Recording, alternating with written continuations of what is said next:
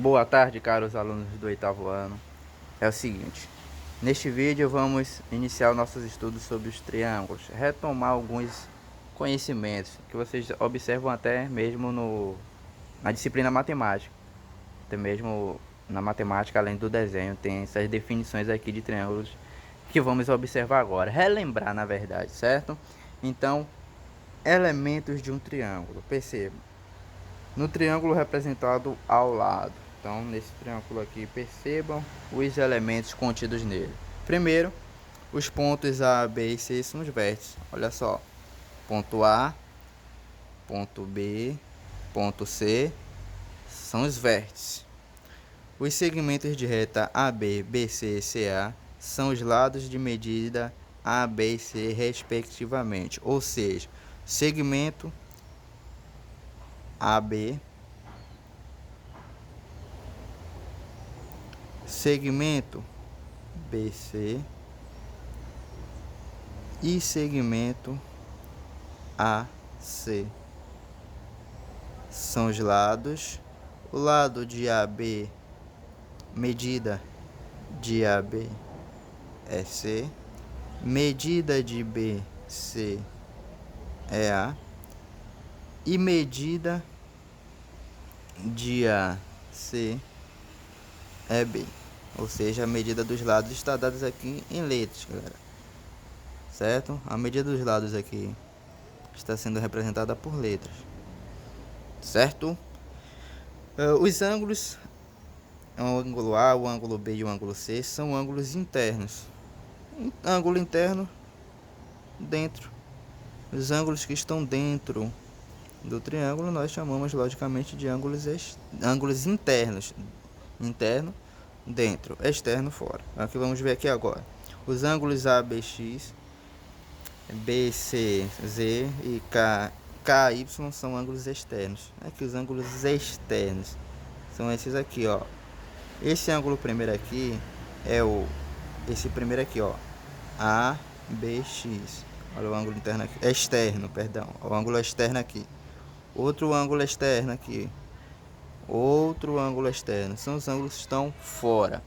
Interno dentro, externo fora. Certo? Vamos agora descer um pouquinho aqui. Condição de existência. Olhando isso aqui, galera, fica meio confuso quando a gente observa isso aqui, mas eu vou explicar, olha só. Em um triângulo qualquer, a medida de cada lado é menor do que a soma das medidas dos dois lados. Quando ele falar aqui, galera, que A menor do que C mais B, B menor do que C mais A e C menor do que A mais B, a única coisa que ele quer falar é o seguinte: quando eu somar dois lados, tem que ser maior do que o maior lado. Se somar os dois lados menores, essa soma tem que ser maior do que a medida do lado maior. Ou seja, não pode ter um lado que seja maior do que a soma dos dois outros lados. Isso não pode acontecer no triângulo, certo? Então, sempre que eu somar dois lados, esses dois lados será maior do que um lado. É isso que está dizendo aqui. Um exemplo aqui, galera, ó. Tá vendo esse lado aqui, BC com medida A? Esse lado é maior do que os outros dois, certo? Certo. Só que se eu somar os outros dois, o resultado tem que ser maior do que o ângulo maior aqui. Não pode ter não existe um triângulo em que um lado seja maior do que os outros dois. Isso é condição de existência do triângulo. Quando diz condição de existência, significa que se não tiver isso, não existe o triângulo. Relação entre os lados e ângulos. O maior lado AC é oposto ao maior ângulo B. Ou seja, ó, o maior lado aqui é AC. E ele está oposto ao maior ângulo, que é o ângulo B. O oposto, para ficar mais fácil para você, significa de frente. O maior lado vai estar de frente para o maior ângulo. E o menor lado, qual é o menor lado? AB, vai estar de frente também para o menor ângulo, perceba? De frente. Isso é o oposto, é isso aí, galera. Está de frente, para facilitar para vocês, certo? Então, maior lado oposto ao maior ângulo e menor lado oposto ao menor ângulo. Descendo um pouquinho. Olha só. Soma das medidas dos ângulos internos de um triângulo. Isso aqui espero que vocês não tenham esquecido, hein? Tive muito isso aqui na matemática, em matemática.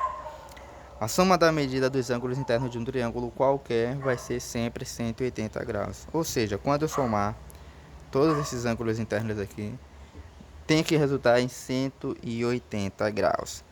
Alfa mais beta mais y igual a 180 graus, certo?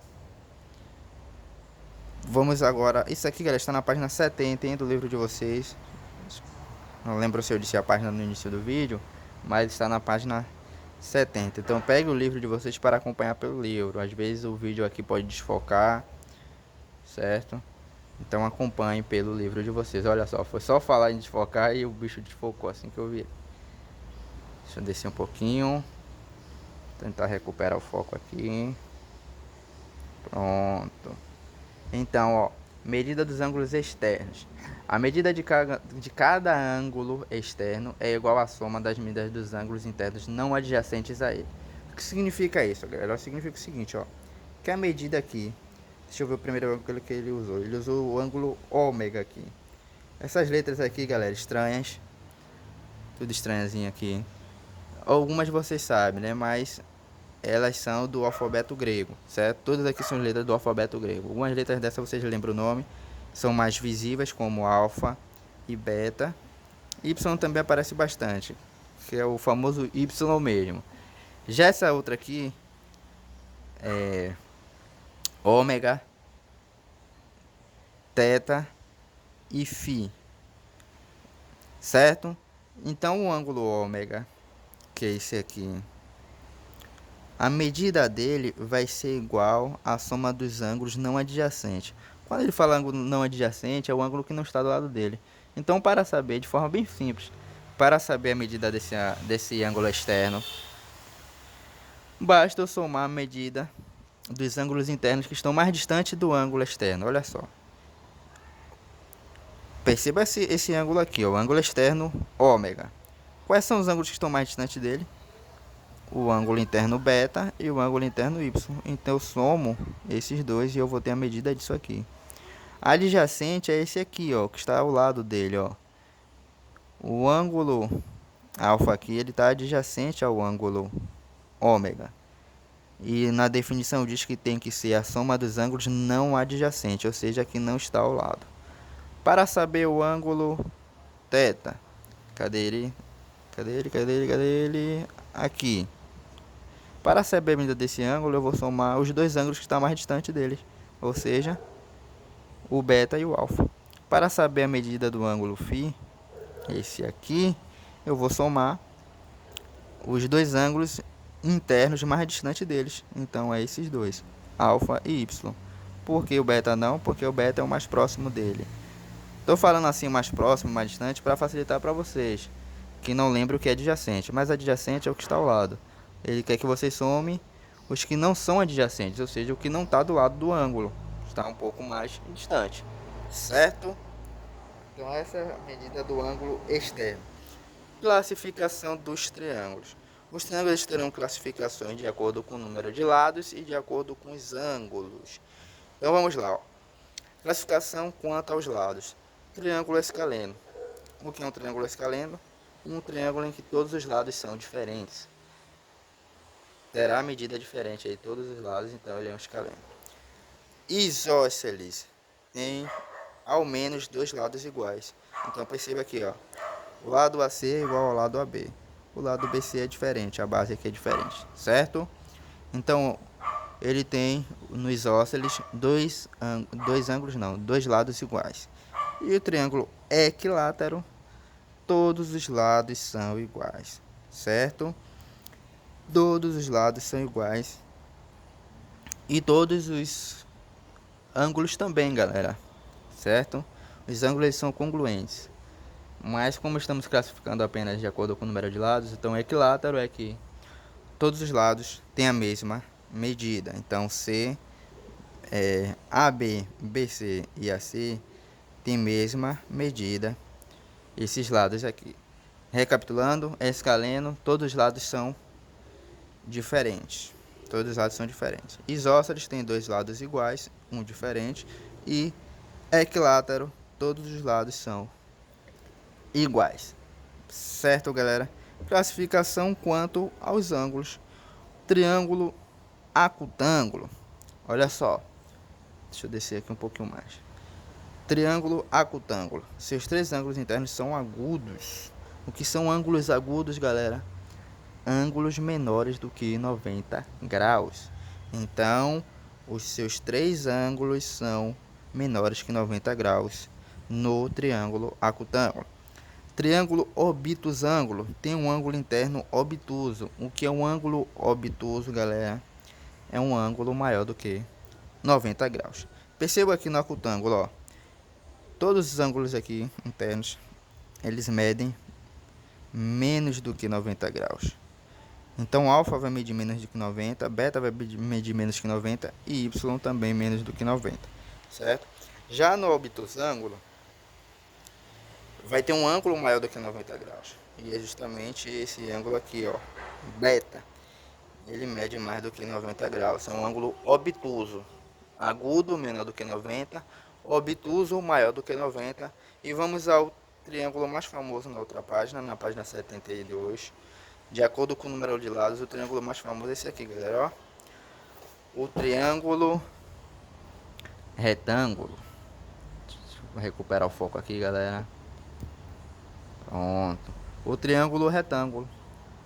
O triângulo retângulo é um triângulo mais famoso, de acordo com a classificação de ângulos. O que acontece? O triângulo retângulo, ele vai ter um ângulo dele que vai medir 90 graus, certo?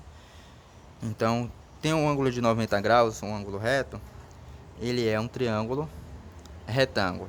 Só que também dividimos o triângulo retângulo, ele tem um outro, vamos dizer assim, um outro subconjunto, certo? Eu tenho um triângulo retângulo também especial aqui, que é aquele triângulo retângulo isósceles. Qual é a diferença entre os dois, professor? A diferença é que eu tenho aqui 90 graus, o ângulo C e o ângulo A são medidas diferentes.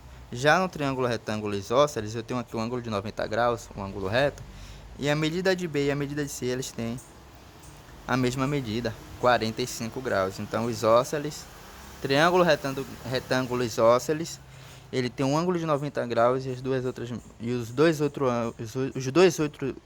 perdão, não quer sair não, o inimigo agindo não quer deixar eu falar não, mas os dois outros ângulos têm a mesma medida, que é 45 graus, certo? Então deixa eu repetir, que quase não sai, né? Então vamos repetir. Triângulo retângulo isósceles tem um ângulo de reto de 90 graus e os dois outros ângulos medem 45 graus, mesma medida. Beleza, galera? Ficamos por aqui na página 72.